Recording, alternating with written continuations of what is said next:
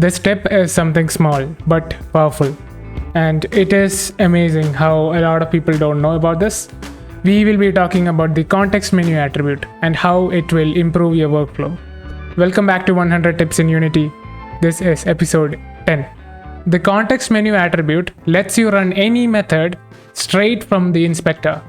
No need of custom buttons, no editor tools. Just write a method, add the attribute above it, and Unity gives you a right-click option to do stuff in the component. For example, we can create print hi, where we have debug.log hi. Above the function, we can simply write context menu attribute and then give it a string. Let's say print hi. Save the script. Now if you right click on your component, it will show you a custom menu, print hi.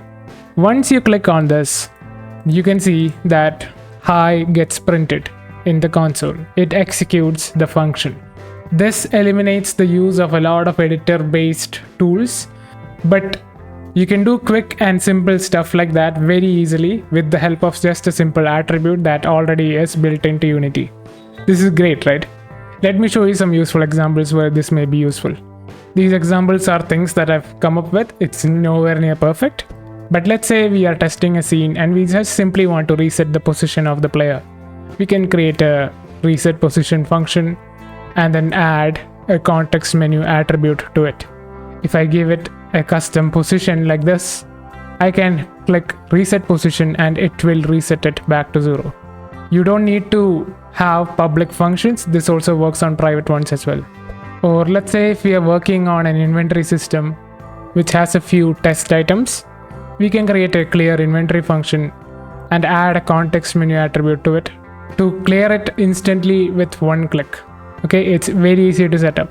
In this example, we have an inventory system with 4 items. I can simply hit clear inventory, and this is so useful, right? Yet very few people know about this.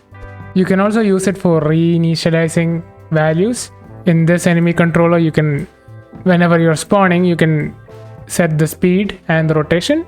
But if you don't like it, you can create a reinitialize function with a context menu and just reset those values. So starting speed is 0. If I click on reinitialize, it will set it to a random value. Let's say you want to spawn enemies and you don't want to enter play mode to spawn them. You can use context menu attribute to quickly drop a few test enemies into the scene. In this enemy spawner, I have assigned a simple sphere as the enemy. Now if I don't want to hit play and then spawn it, I can just right click spawn test enemies and it will spawn 5 enemies for me. You can randomize the position and do whatever you want. This is insane. This is also useful whenever you are working with nav mesh agents. Sometimes the player might get stuck recalculating the path, or it might just break, and sometimes you just have to restart the thing. So whenever you are working with enemy AIs and stuff, it's great to have a context menu function. In this case, it's called fix agent, which just re-enables the nav mesh agent, and this might fix your nav mesh agent problems.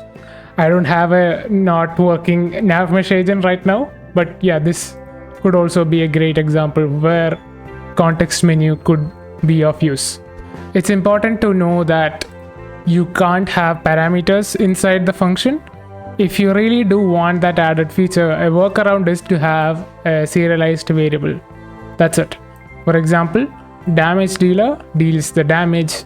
If you just want to, hurt the enemy or the player willingly so that the player is about to die, you can just create a simple function like this, which just deals the damage. Okay.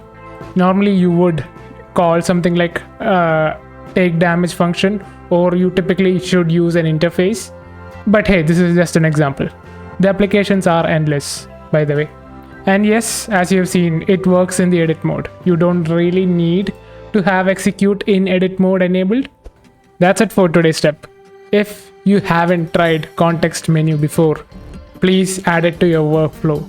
It is one of those small Unity features that saves time, removes clutter, and makes testing a lot more easier.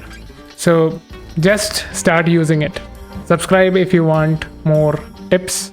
I know it's a really small tip, but I've been dealing with a lot of mental health issues. I hope you'll be okay with it.